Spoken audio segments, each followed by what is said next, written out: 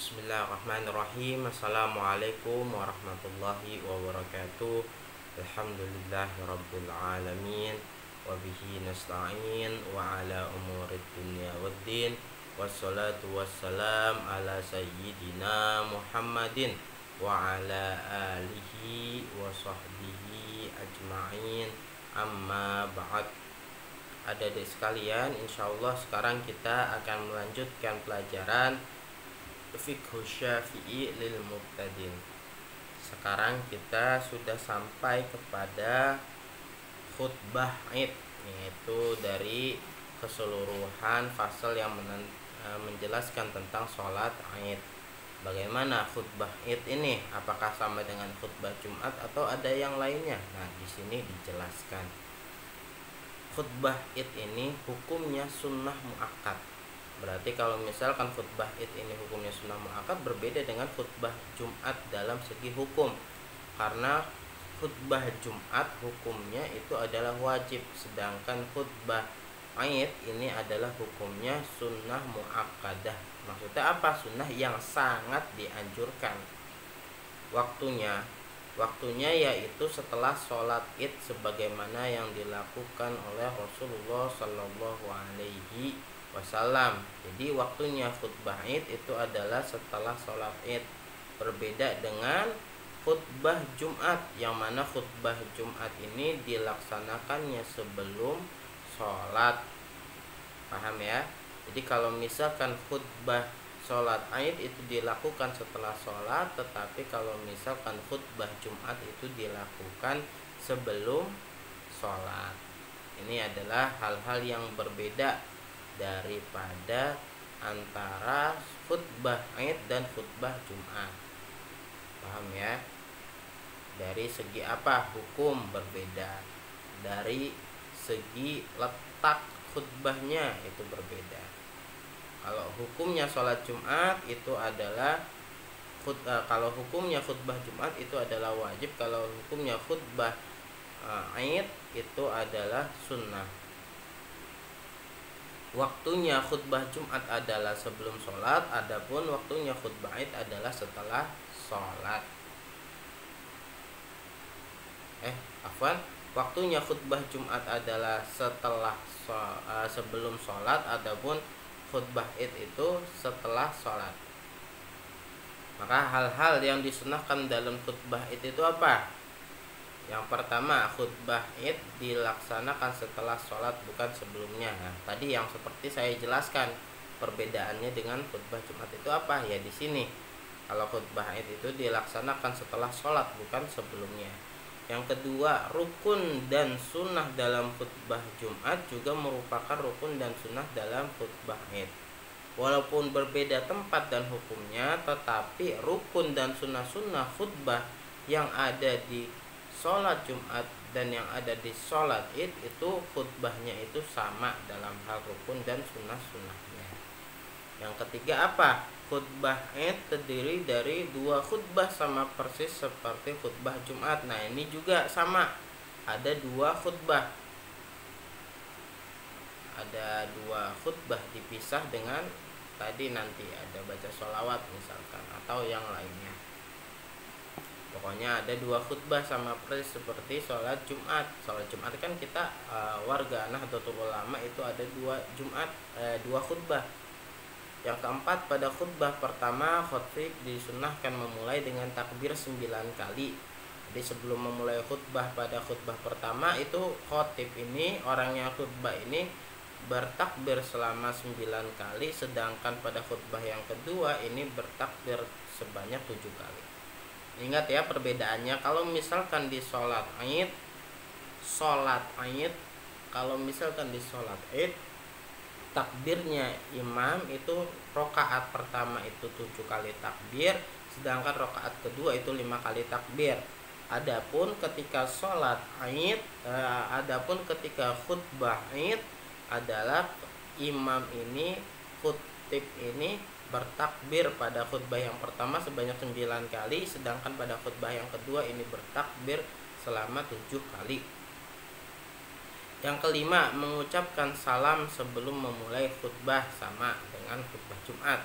Yang keenam, Dalam menyampaikan khutbah Id, khatib boleh melakukannya dengan duduk.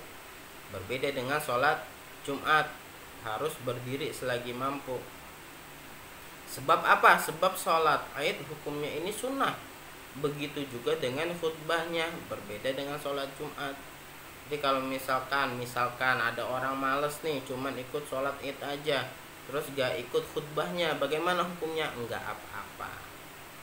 Karena khutbahnya itu juga adanya setelah sholat Id, tetap mendapat kesunahan sholat Id, tetapi tidak mendapatkan kesunahan mendengarkan khutbah pada waktu sholat Id. Paham ya? Karena hukumnya apa? Hukumnya khutbah dalam sholat Id adalah sunnah. Yang ketujuh, disunahkan dalam khutbah Idul Fitri supaya khatib ini menjelaskan masalah zakat fitri. Pada khutbah Idul Adha, khatib menjelaskan masalah kurban sebagaimana Rasulullah Shallallahu Alaihi Wasallam melakukannya pada waktu itu. Jadi disunahkan dalam khatib Idul Fitri, dalam khutbah Idul Fitri, khatib ini menyampaikan permasalahan zakat fitrah. Sedangkan pada waktu Idul Adha, khatib ini menjelaskan tentang berkurban. Paham ya? Salat Idul Adha ini khatib ini menjelaskan tentang masalah kurban. Yang kedelapan, khutbah Id dan mendengarkannya bukan menjadi syarat sahnya salat Id. Seandainya seseorang tidak mendengarkan khutbah, mengobrol atau pergi meninggalkan khutbah karena tidak suka, maka sholatnya tidak sah.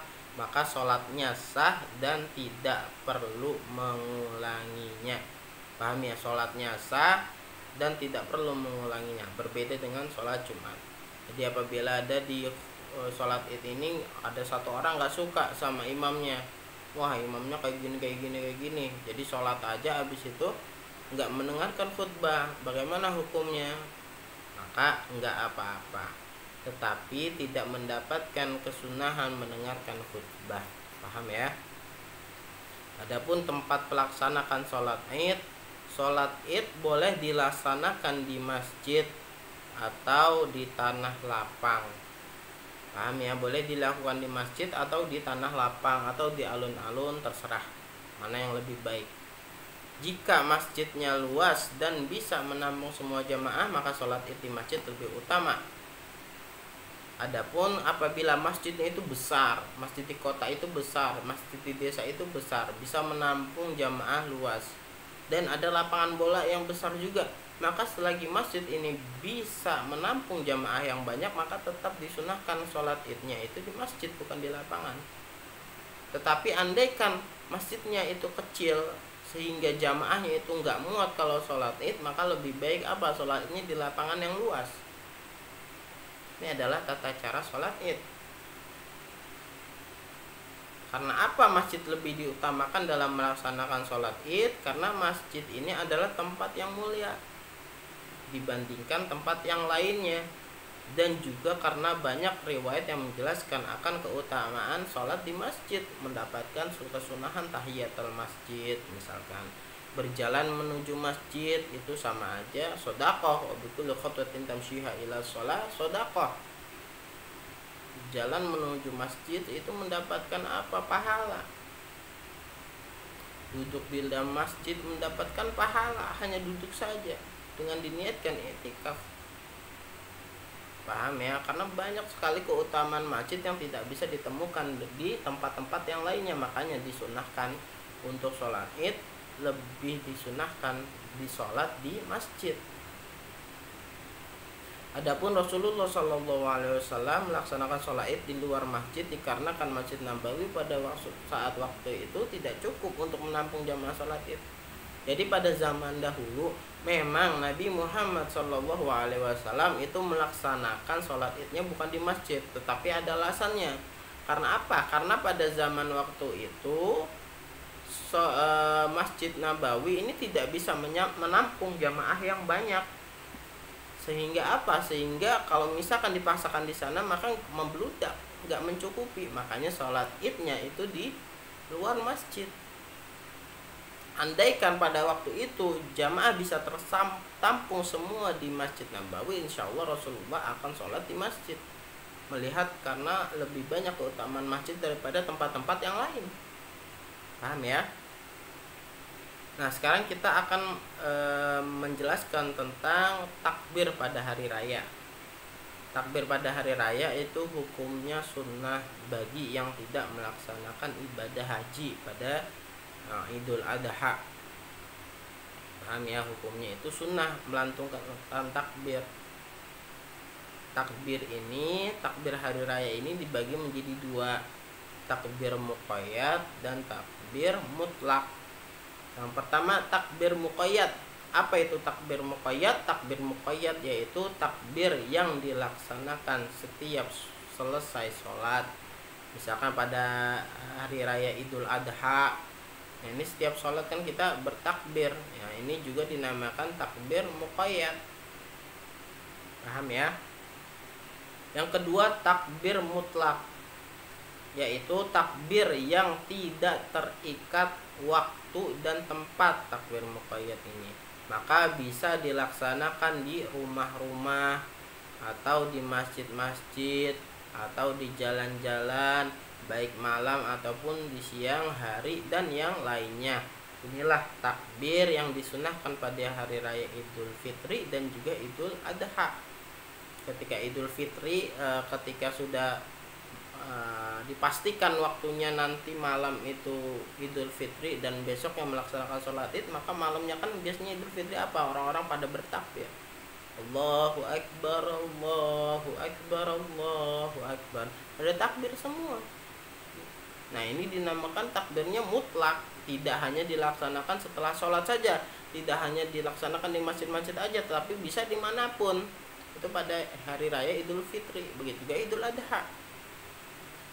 Paham ya?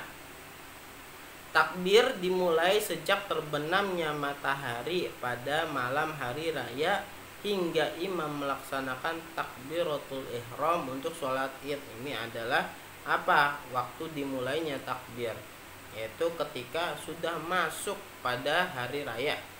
Kapan hari raya itu masuk? Hari raya itu masuk ketika selesai azan maghrib, karena dalam kalender hijriyah hari itu berganti ketika masuk kepada waktu maghrib pada malam hari bergantinya itu. Berbeda dengan Masehi yang berganti harinya itu ketika apa? Ketika jam 1, ketika lewat dari jam 12 malam. Berbeda. Kemudian takbir dimulai saya ulang lagi, takbir dimulai sejak terbenamnya matahari pada malam hari raya hingga imam melaksanakan takbiratul ihram untuk sholat id. Disunahkan melaksanakan takbir muqayyad setiap melaksanakan sholat pada hari raya Idul Adha, yaitu setelah sholat tadi. Setelah sholat pada hari raya Idul Adha itu disunahkan untuk melaksanakan takbir muqayyad seperti yang saya jelaskan tadi. Takbir Idul Adha dimulai sejak subuh hari Arafah hingga asar hari terakhir dari hari Tasyrik. Nah, ini makanya 3 hari setelah hari raya Idul Adha itu masih disunahkan untuk melaksanakan takbir muqayyad setelah sholat. Paham ya? Disunahkan bertakbir setiap habis melaksanakan sholat pada hari raya Idul Adha, baik itu sholat ada, sholat yang waktu itu dikerjakan, ataupun sholat qada, sholat fardu, ataupun sholat nazar, sholat sunnah rawatib, atau sholat sunnah nafilah yang lainnya. Itu tetap disunahkan setelah sholat melaksanakan takbir. Adapun pada hari raya Idul Fitri tidak ada sunnah bertakbir setiap selesai sholat, karena takbir sudah selesai sejak dikerjakannya sholat Idul Fitri. Inilah yang membedakan takbir pada hari raya Idul Fitri dan takbir pada hari raya Idul Adha. Kalau takbir pada hari raya Idul Fitri itu takbirnya dimulai sejak terbenamnya matahari sampai kapan? Sampai khotib ini memulai khutbah. Sedangkan takbir yang ada di hari raya Idul Adha itu dimulai sejak terbenamnya matahari sampai kapan? Sampai khotib naik ke mimbar untuk berkhutbah, diteruskan lagi sampai setiap hari, setiap 3 hari setelah sholat fardu atau sholat yang lainnya pada hari tasyrik tanggal 11, 12, 13 Zulhijjah. Paham ya? Ini yang membedakan antara takbir pada hari raya Idul Fitri dan takbir pada hari raya Idul Adha.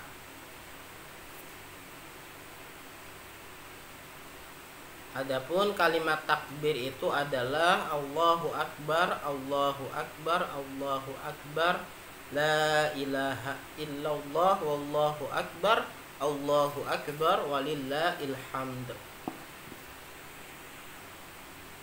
Kemudian yang terakhir adalah adab-adab dalam sholat id. Jadi adab-adab apa yang bisa kita kerjakan ketika melaksanakan sholat id? Ada 5 dalam kitab ini dijelaskan. Yang pertama adalah mandi, membersihkan diri, memakai minyak wangi dan pakaian baru. Makanya pada waktu Idul Fitri ini banyak orang-orang ini membeli pakaian baru. Nah, ini hukumnya sunnah untuk membeli pakaian baru. Tapi kalau misalkan ada orang nggak punya duit, nggak beli pakaian baru, gimana hukumnya? Ya nggak apa-apa, karena membeli pakaian baru ini hukumnya sunnah. Yang penting apa? Ketika berangkat ke masjid pakaiannya itu rapi, wangi. Makanya disunahkan orang itu ketika mau melaksanakan sholat id itu untuk mandi besar terlebih dahulu, karena hukumnya sunnah. Agar supaya apa? Agar supaya ketika sholat orang yang di sampingnya ini tidak merasa bau, tidak terganggu ibadahnya. Makanya disunahkan untuk membersihkan diri, memakai minyak wangi. Kalau ada pakaian baru digunakan, kalau nggak ada ya nggak apa-apa, asal pakaiannya bersih sehingga tidak mengganggu orang. Itu aja, nggak usah dipaksakan harus punya pakaian baru, enggak. Yang kedua, bersegera mendatangi masjid pada pagi hari raya. Jadi kalau misalkan hari raya itu sholat, sebelum sholat itu datangnya pagi-pagi, jangan datangnya pas sudah khutbah, berarti nggak sholat. Karena sholatnya, khutbahnya itu apa? Khutbahnya itu kan dilakukan setelah sholat. Atau mepet datangnya pas udah imam itu takbir. Jangan, datangnya itu sebelum imam itu takbir, kita sudah ngumpul di masjid tersebut untuk bertakbir kepada Allah. Karena masih disunahkan sebelum khotib naik ke mimbar dalam sholat itu untuk terus bertakbir. Ya, makanya disunahkan datangnya pagi hari. Yang ketiga, disunahkan makan terlebih dahulu sebelum berangkat sholat Idul Fitri. Adapun pada hari raya Idul Adha disunahkan untuk tidak makan hingga pulang dari sholat id. Nah, ini perbedaannya. Kalau misalkan sebelum melaksanakan sholat id disunahkan makan dulu. Tetapi kalau misal sholat id Idul Fitri itu disunahkan untuk makan terlebih dahulu. Tapi kalau misalkan sholat Idul Adha itu disunahkan untuk tidak makan terlebih dahulu. Kapan makannya? Makannya setelah sholat Idul Adha. Yang keempat, melewati jalan yang berbeda ketika berangkat dan pulang. Kita berangkat misalkan lewat depan untuk ke masjid, maka pulangnya muter ke arah lain. Nah, ini adalah sunnah hukumnya. Begitu juga dalam sholat Jumat.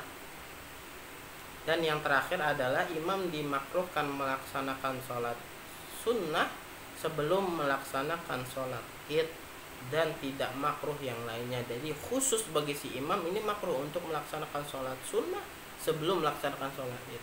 Adapun makmumnya gimana? Makmumnya kalau misalkan di masjid sunnah melaksanakan sholat tahiyatul masjid, sunnah melaksanakan sholat duha misalkan, sunnah melaksanakan sholat sunnah mutlak, tetapi tidak bagi si imam. Paham ya? Ini yang harus diperhatikan. Insya Allah bermanfaat. Kurang lebihnya saya mohon maaf. Wassalamualaikum warahmatullahi wabarakatuh.